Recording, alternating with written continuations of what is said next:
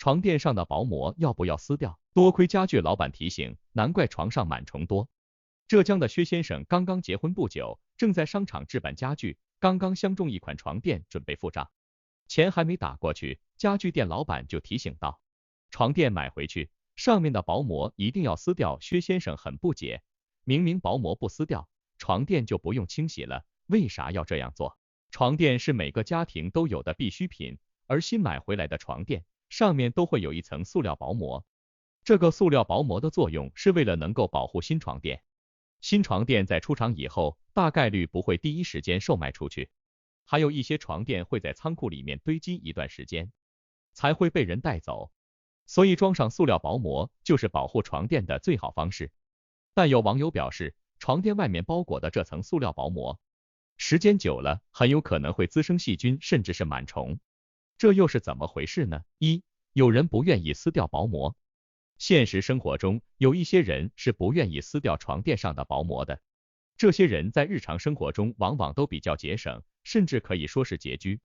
但是他们拒绝撕掉床垫上的保护膜，是害怕床垫变脏。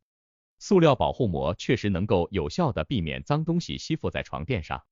但不撕掉床垫上的保护膜，就会直接影响到使用体验。经验丰富的家具店老板一般都会提醒要撕掉薄膜，因为薄膜的存在会导致床垫的透气性迅速下降，人躺在还有薄膜的床垫上，也根本无法感受到足够的舒适度。因为薄膜的表面往往比较光滑，在与皮肤接触时，会产生各种不适感，还会影响到睡眠质量。如果床垫的使用者是易出汗的体质，睡在有薄膜的床垫上，更是会感到非常痛苦。因为这层塑料薄膜会吸附人类的汗水，从而把人粘在薄膜上。从舒适度的角度上来看，保留薄膜是没有必要的。而某些特别节省的人，也应该树立一种正确的价值观。床垫本身就是一种消耗品，不管撕不撕薄膜，床垫都会在使用的过程中出现损耗。更别说，薄膜的存在只是能延缓床垫的老化，而无法阻止床垫老化。在某些不经意的情况下，如果有水汽进入了床垫，长期处于一个密封环境，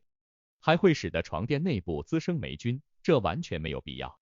正确的处理方法应该是在使用床垫的时候就把上面的薄膜撕掉。想要保证床垫的干净整洁，应该在日常生活中多注意，多清理床垫本身，也需要进行定期清洁，让其长期保持干燥。在床垫质量明显下降，已无法继续使用的情况下，也不要吝啬于更换。因为人每天都是要睡觉的，如果长期睡在霉菌滋生或细菌滋生的床垫上，也会对人的身体健康造成影响。况且现在市面上很多好床垫，价格也不算特别高，相信大多数家庭还是负担得起更换床垫时的支出的。最后，在购买床垫时也应该多注意一点，有一些床垫上的保护膜使用的是劣质塑料材质，还可能会带有甲醛。那么像这种含有甲醛的床垫，要不就不买，要不购买了以后拿回家也应该把塑料薄膜撕掉，然后放在通风的情况放下，干燥晾晒一段时间，等床垫上吸附的甲醛全部都挥发完毕以后再使用。大量甲醛进入人体，也会给身体健康带来不利影响，甚至大量吸收甲醛还会致癌。所以如何挑选床垫，使用床垫也是有学问的，多注意一点，总归没有错。二，床垫薄膜会滋生螨虫。在买回床垫以后，尽快把薄膜撕掉的另一个原因，就是因为这层薄膜只能够从一定程度上隔绝水汽和空气，同时也限制了床垫的透气性，这层薄膜就成为了螨虫滋生的温床。因为螨虫特别喜欢在这种无风不透光的环境中繁衍。如果某些人在日常生活中本身就不爱收拾，不爱干净，那家里灰尘比较大，细菌比较多，也相当于为螨虫提供了一个绝佳的繁衍环境。螨虫是一种人类用肉眼很难看到的小型生物，它们平时喜欢在人类的各种衣物或者是日用品上滋生。螨虫喜欢比较温暖潮湿的环境，在人类的床上更是普遍性的会产生螨虫。如果不人工介入的话，螨虫的繁衍速度会非常快。螨虫是能够传播的，它在寄生到人的衣物上以后，如果携带螨虫的人接触其他东西，螨虫也会随之转移到螨虫寄生者接触过的物体上。螨虫的迅速繁衍所带来的危害是很大的，因为螨虫在繁衍过程中会大量分泌排泄物，螨虫的排泄物会让人体得皮肤病，长期处于螨虫泛滥的环境下，人体会得很严重的红斑疾病。在临床学的角度上，有一些人对螨虫以及螨虫的排泄物会出现过敏反应，严重的过敏是会致命的，过敏可能会造成包括哮喘、鼻炎在内的各种疾病。对于女性来说，螨虫更是极具危险性。如果长期盖着螨虫泛滥的被子，女性本身就比较敏感的皮肤，会在短时间内迅速爆痘。所以为了避免螨虫的滋生，在买回床垫以后，也应该尽快把薄膜撕掉。而且在日常生活中，也应该通过各种方式来去除螨虫。目前市面上有一些去螨神器，还有一些洗衣用品在宣传的时候，厂家会说具有杀死螨虫的效果，但大多数日用品的宣传都多少有所保留。最好的杀死螨虫的方式是把我们平时能够贴身接触到的一些织制品，比如说床单、被罩、床垫、衣物等等，放在太阳底下暴晒，紫外线能够有效的大量杀死螨虫。但这本身是有地域限制的，在我国的南方地区，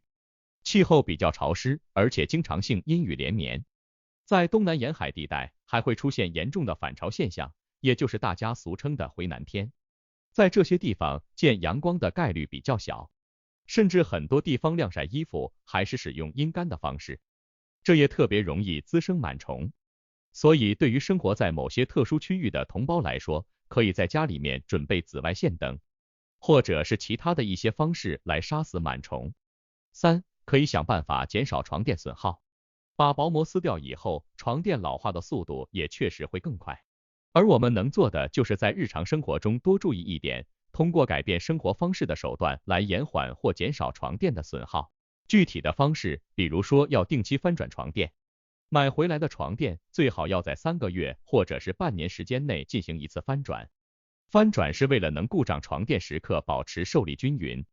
很多家庭的床垫购买回来以后，从来就没有翻转过，所以这些床垫到废弃之前，往往都是一边磨损严重，但另一边几乎还是崭新的。其次就是在使用床垫的时候，最好不要总是坐或者是躺在床垫的某一个部分。床垫本身是一个受力比较均匀的物体，我们只坐在某一个部分，就会影响到床垫的受力平衡，时间久了就会造成床垫局部损坏。但床垫是一个比较具有整体性的商品，某一边出现了损坏，那就可能要对整张床垫进行更换，这是得不偿失的。同时，大家也可以通过各种网上购物平台购买专用的床垫保护垫。保护垫的价格并不昂贵，起码相对于床垫是要便宜不少。而加装了保护垫的床垫，它们的使用寿命往往也会更长，因为保护垫确实能够较好的起到代替薄膜保护床垫的作用，这种选择比较精进。更别说相比于床垫，保护垫更容易清洁。因为保护垫往往就是薄薄的一层，或者是能够套在床垫之上的一层，把它拆卸下来以后，不管是清洗还是晾晒，都方便得多。大多数质量比较好、比较厚的床垫很难放在太阳底下晾晒，所以每家每户的床垫上几乎都会出现不同程度的螨虫滋生，除非有人特别重视除螨。最后，大家在购买床垫的时候也要多注意一点。